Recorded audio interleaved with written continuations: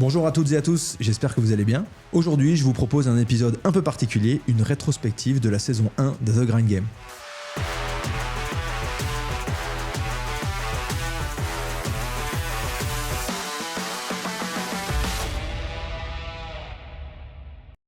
Le premier épisode de The Grind Game est sorti en mai 2024. On a eu plein d'invités absolument exceptionnels. Jamais trop eu le temps d'aller redécortiquer un petit peu les leçons brillantes que l'on a pu sortir de ces échanges que j'ai eu la chance d'avoir. Donc j'avais envie de prendre un moment pour essayer de faire ce travail d'extraction des petites pépites de nos différentes conversations et de vous les repartager. Parce que très souvent, le succès se cache derrière des parcours de vie singuliers, différents, insoupçonnables. Et donc j'ai envie de vous les repartager pour essayer de vous apporter un maximum de valeur. Dans le tout premier épisode de The Grind Game, j'ai eu la chance et le plaisir de recevoir Jean-Charles Samuelian, le cofondateur d'Alan, une licorne française qui révolutionne le partenaire santé.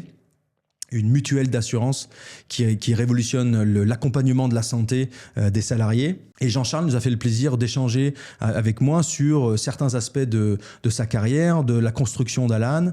Et donc il y a un élément qui m'a vraiment marqué, c'est son association avec Charles Gorintin, comment ils se sont choisis, comment ils se sont reniflés, comment ils ont dû évoquer un petit peu des scénarios catastrophes, comment est-ce qu'ils se sont serrés la main un jour en disant « ça y est, on est parti, on est ensemble ». Donc il a parlé de complémentarité, de transparence radicale, d'alignement, qui est un challenge perpétuel. Et notamment, il nous a fait le plaisir de partager un petit élément qui était assez surprenant. C'est le fondateur a le rôle de fundraiser, a le rôle de leveur de fonds, a le rôle de motivateur, de CEO.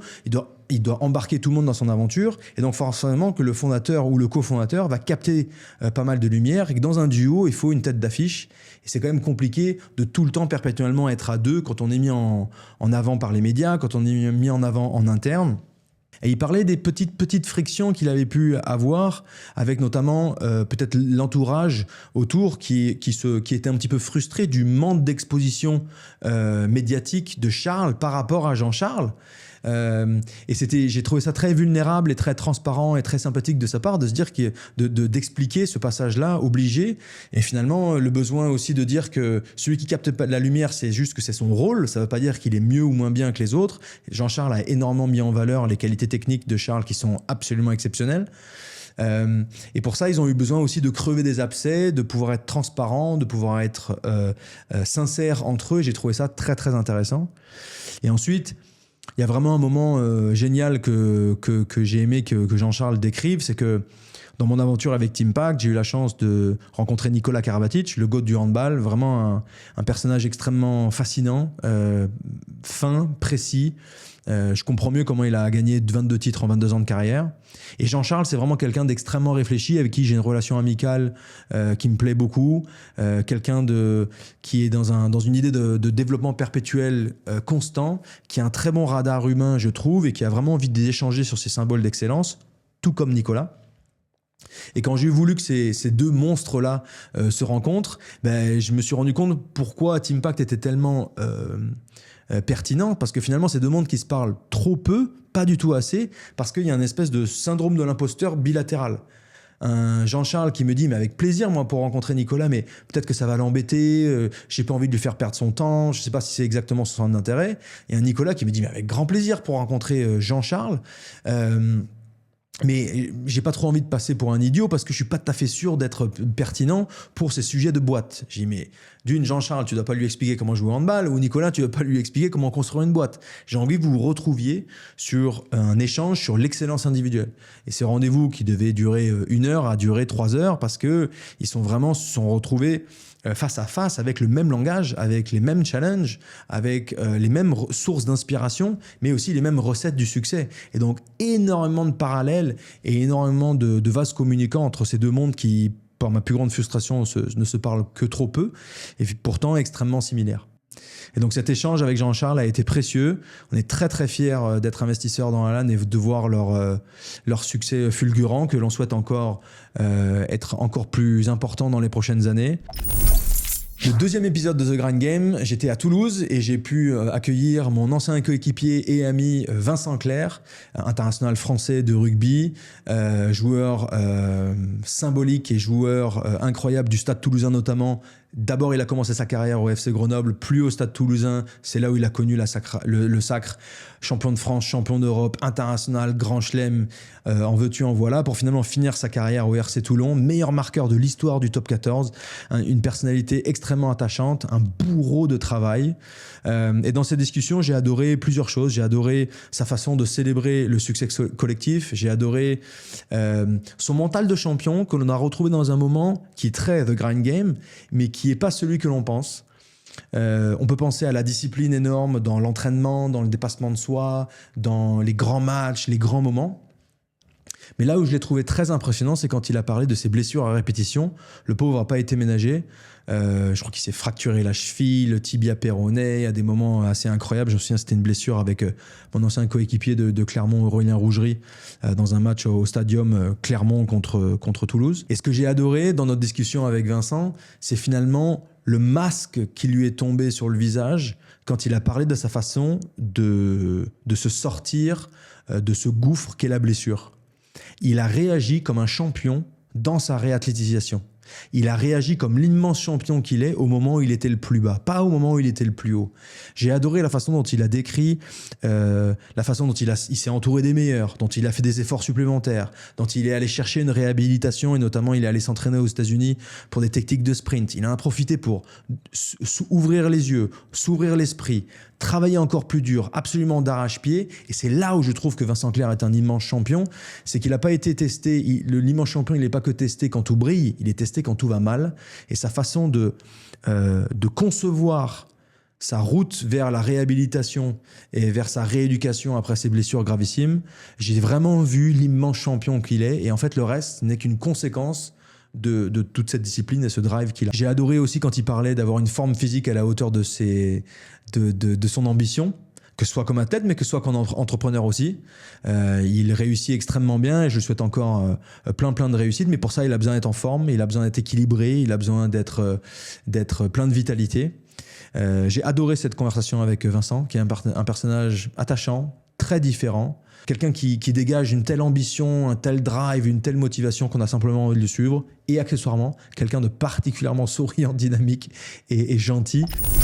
Pour le 3e épisode de The Grind Game, je suis parti à Manchester pour aller retrouver Raphaël Varane, champion du monde 2018 de football avec l'équipe de France bien sûr, 4 Champions League gagnés avec le Real Madrid, un palmarès long comme le bras. Il a commencé sa carrière à Lens pour finalement partir au Real Madrid très tôt, passer par Manchester United avant de signer à Côme, là où sa carrière s'arrêtera. Et donc pendant son passage à Manchester United, étant donné que j'habite moi-même en Angleterre, je suis monté le voir pour un échange extrêmement précieux de quelqu'un pour qui j'ai beaucoup de respect, un immense champion, une personnalité que j'avais envie de faire découvrir au plus grand nombre, tellement je le trouve profond, réfléchi, sérieux, plein d'introspection. Et dans cette discussion qui était richissime, j'ai adoré la façon dont il a décrit comment il est arrivé dans le vestiaire du Real Madrid. Et plutôt que de simplement célébrer tout ce qui brille, de parler de la réputation déjà mondiale d'un Cristiano Ronaldo, de parler de l'argent du Real Madrid, tout ce qui l'a, lui, le plus marqué, c'est comment il a su très vite s'inspirer, prendre un petit peu de tous ceux qui faisaient partie du vestiaire autour de lui. Et ça, c'était vraiment une source de leadership extraordinaire. Il parlait du sérieux d'un Modric, il parlait du ton joyeux et rigolo, brise-glace d'un Marcelo, qui va être celui quand tout le monde est sous tension, qui va craquer juste une petite blague pour détendre l'atmosphère. Il va parler de la réaction de Cristiano Ronaldo quand son équipe concédait un but. C'était pas celui qui hurlait, c'est lui qui allait chercher la balle dans le filet, qui le ramenait au milieu et finalement qui, juste par une action, sans un mot, allait relancer toute une équipe.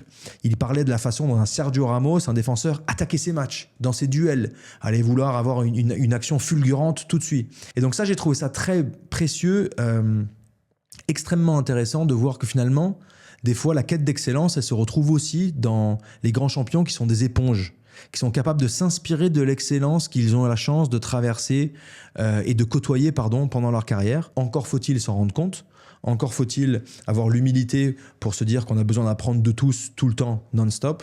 Et ça, j'ai trouvé ça très précieux. Et sur un côté résilience, j'ai adoré la transparence et l'honnêteté d'un Raphaël qui parlait de l'extrême pression qu'il avait sur les épaules en tant que jeune joueur qui représentait la formation française qui signait au Real Madrid.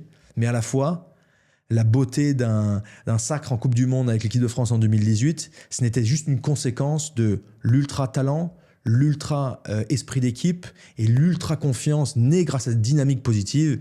Et là, il nous sort cette phrase disant la veille de la finale de la Coupe du Monde, j'étais certain qu'on allait la gagner. Tu le sens au fond de toi. Moi, par exemple, la Coupe du Monde 2018, avant de jouer la finale, c'est pas de l'arrogance, mais je savais qu'on allait gagner.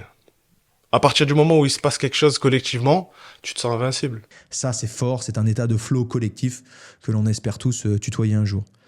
Donc Raphaël, c'est une personnalité qui me touche beaucoup, que je trouve très réfléchi, très inspirant, une ambition gigantesque, un travailleur absolument hors norme et quelqu'un qui mérite vraiment d'être célébré pour l'immense champion qu'il est. Dans le 4e épisode de The Ground Game, j'ai reçu Yannick Nyanga, mon ancien coéquipier en équipe de France de rugby, donc international de rugby. Et maintenant, à cette époque-là, il était coach du Racing et maintenant, il est coach de Rouen. Yannick, c'est quelqu'un que je connais depuis l'âge de 19-20 ans. On était en équipe de France jeune ensemble. Une pépite du rugby français qui débarquait de Béziers, qui ensuite est allé au Stade Toulousain pour finir sa carrière au Racing. Il a été champion de France, champion d'Europe, international français, a une carrière absolument fulgurante, mais un peu divisée en deux, avec une carrière en équipe de France extrêmement précoce, extrêmement remplie de succès, pour finalement avoir un trou. Et j'en ai encore des frissons, mais ces larmes lors de sa Marseillaise, quand il a été convoqué par Philippe Saint-André contre l'Australie à une équipe dont j'avais la chance de faire partie, où là, pris d'émotion pour son retour en équipe de France après tant d'années et tant de blessures et tant de travail, où il n'avait pas pu contenir ses larmes pendant la Marseillaise, ça avait été un moment très très touchant. Et donc j'avais adoré discuter avec Yannick, qui est aussi quelqu'un qui veut réfléchir, qui veut apprendre, qui veut grandir. C'était quelqu'un qui était la glu dans un vestiaire. C'était quelqu'un qui était rempli d'empathie, qui adorait écouter les autres. Même s'il est très bavard, c'est quelqu'un qui adore écouter les autres, qui adore se nourrir les autres, qui adore connecter les gens entre eux. Donc notamment dans un groupe, parce qu'il parle français, anglais et espagnol, un petit peu comme moi, c'est quelqu'un qui a une capacité à aller vers l'autre parce qu'il est naturellement souriant, sympathique, disponible, rigolo et très très très curieux. Et en ramenant un petit quelque chose de chacun, il arrive finalement à être cette glu et cette personnalité qui unifie un groupe, même multiculturel ou même avec des âges particulièrement différents. Et dans son aventure, Yannick a toujours été quelqu'un qui a voulu apprendre, et donc là, il rentrait juste d'un voyage en Nouvelle-Zélande où il était parti 3 semaines, aller chez les meilleurs. Il est ensuite parti en Afrique du Sud pour faire ce même genre de voyage où il a pu apprendre des meilleurs pour se nourrir des uns et des autres. Et ça, c'est dû à quoi? C'est dû à sa capacité, à sa curiosité intellectuelle, mais aussi aux connexions qu'il a su créer pendant sa carrière, parce qu'il est proche de pas mal de joueurs de ses équipes par sa bonhomie, par son intelligence, par sa sympathie. Et donc j'ai adoré quand Yannick parlait de leadership, mais aussi de la force de l'empathie. Cette capacité d'aller chercher chez l'autre sa diversité, mais de l'écouter, l'écoute active. Donner son temps à quelqu'un, vouloir montrer sincèrement, on lui souhaite absolument que le meilleur, comment est-ce qu'on peut l'accompagner. Il parlait aussi d'une relation d'entraîneur à entraîner, que je trouvais très pertinente, qu'il avait découverte, ou en tout cas qu'il avait validée en Nouvelle-Zélande, qui est cette idée, c'était pas un professeur et un élève, c'était vraiment comment 2 types d'excellence peuvent se nourrir les uns et les autres. Il nous avait fait de superbes confidences sur les bons coéquipiers. Lui, c'était un coéquipier absolument exceptionnel. Encore une fois, Yannick, c'est un personnage attachant. J'ai eu beaucoup de plaisir à jouer avec lui. J'ai beaucoup de plaisir à être son ami. J'espère qu'il va continuer une carrière dans le coaching qui, à mon avis, sera exceptionnelle. L'épisode 5 de The Grind Game, j'ai pu recevoir Céline Lazorte, qui était la fondatrice des cagnottes Litchi, qui ensuite a été cédée, et la cofondatrice de Resilience Care, qu'elle a depuis quittée. Céline, c'est une Toulousaine de base, c'est une travailleuse, entrepreneur absolument acharnée et qui représente vraiment cette réussite d'entrepreneur femme que l'on a encore trop peu. Mais c'est une personnalité simple, directe, très réfléchie, pleine d'humilité. Et c'était vraiment chouette d'échanger avec elle. J'ai adoré quand elle parlait de la force de la naïveté. Finalement, que sa naïveté était sa plus grande force. De ne pas se rendre compte des obstacles qui allaient être devant elle. Sinon, elle aurait peut-être abandonné depuis le début. De ne pas se rendre compte qu'elle avait des ambitions ou une ambition absolument démesurée. Et finalement, ça a été ça son succès. De ne jamais lâcher, d'avoir une discipline de fer, de s'entraîner très dur et une certaine naïveté qui lui permettait de se concentrer sur ce qu'elle avait en face d'elle plutôt que d'envisager le mur en entier. J'ai adoré mon épisode avec Céline. C'est une personnalité qui en plus a vocation à créer un exemple sans vouloir se tirer la couverture à elle. Elle veut simplement aider celles qui peuvent le faire. Elle parlait de son engagement avec Sista. Voilà, c'est une entrepreneure qui m'inspire beaucoup. J'adore son état d'esprit. Et puis accessoirement, elle est particulièrement sympathique et souriante. Donc j'ai adoré cet échange. Le 6e épisode de The Grind Game, j'ai pu recevoir mon ami Gaël Ficou, le joueur actif à l'heure actuelle du 15 de France le plus capé, 98 sélections si je ne m'abuse, capitaine du Racing, son club, mais qui a commencé sa carrière au RC Toulon pour ensuite aller au Grand Stade Toulousain, passer par le Stade Français et maintenant au Racing, 3/4 centre. Gaël, c'est quelqu'un qui me touche beaucoup parce que s'il fait partie d'une génération qui est quand même bien plus jeune que moi, bien sûr. Je l'ai vu débarquer en équipe de France quand moi j'avais déjà presque 10 ans de plus que lui. C'est quelqu'un de travailleur, de réfléchi, de curieux, de malin. Et j'avais beaucoup apprécié notre conversation. Je voudrais célébrer l'immense joueur qu'il est dans son rôle de leader, son leadership qu'il a su développer. Et à un moment où j'avoue que j'étais un petit peu déstabilisé, où j'avoue que j'ai été vraiment touché au cœur, c'est quand il nous a parlé de cette période particulièrement traumatique et difficile de sa vie, où il a dû gérer dans sa vie perso la maladie de sa maman, et dans sa vie professionnelle, des matchs de rugby tous les week-ends. Il parlait de ses allers-retours qu'il devait faire dans les 6-9 derniers mois de sa carrière au Stade Toulousain, où il devait rentrer dans le sud-est de la France pour essayer d'être au chevet de sa maman, tout en étant performant sur le terrain. C'était assez touchant qu'il célèbre ou qu'il remercie les entraîneurs et le président du Stade Toulousain à ce moment-là, qui jamais lui mettait la pression, lui laissait louper des entraînements. Mais j'arrivais même pas en fait à comprendre comment il a pu gérer cette pression des matchs et jouer. Alors peut-être qu'il jouait pas le meilleur rugby de sa vie à ce moment-là, mais en tout cas il était quand même très performant bien sûr, tout en étant dans un moment de détresse personnelle aussi fort. J'avoue que c'était un moment poignant de cet échange dont je n'étais pas vraiment au courant non plus. Il m'a désarçonné dans ce moment-là. Et c'est là vraiment où on peut simplement dire quel immense champion. Être capable de gérer ces deux choses-là en même temps, c'est pas donné à tout le monde. Ça montre, ça célèbre bien l'immense bonhomme, l'immense champion et l'immense joueur et entrepreneur qu'est Gaël. Chaque parcours est unique. Et pourtant, tous se rejoignent. Travailler sans relâche, douter, chercher l'équilibre, tomber, apprendre, se relever. Ça peut sembler répétitif, voire banal, parce qu'on l'entend très souvent cette rengaine. Mais c'est tout sauf banal. Je suis sûr qu'il suffit d'une histoire, d'un chemin, pour toucher quelqu'un et lui donner du sens. Et l'élan juste de se lancer ou de continuer. C'est pour ça que je veux comprendre et partager et raconter ces parcours. Parce que je pense que la mise en avant de ces histoires peut accompagner dans des défis et donner la force qu'il faut pour aller au bout de ses ambitions. Je prends un plaisir immense à enregistrer ce podcast, à recevoir ces invités exceptionnels. Il me tarde la saison 3. En attendant, à vous de jouer. Commentez, likez, abonnez-vous à la chaîne, partagez à vos plus grand nombre. Merci à toutes et à tous. Et on se retrouve très vite pour un nouvel épisode.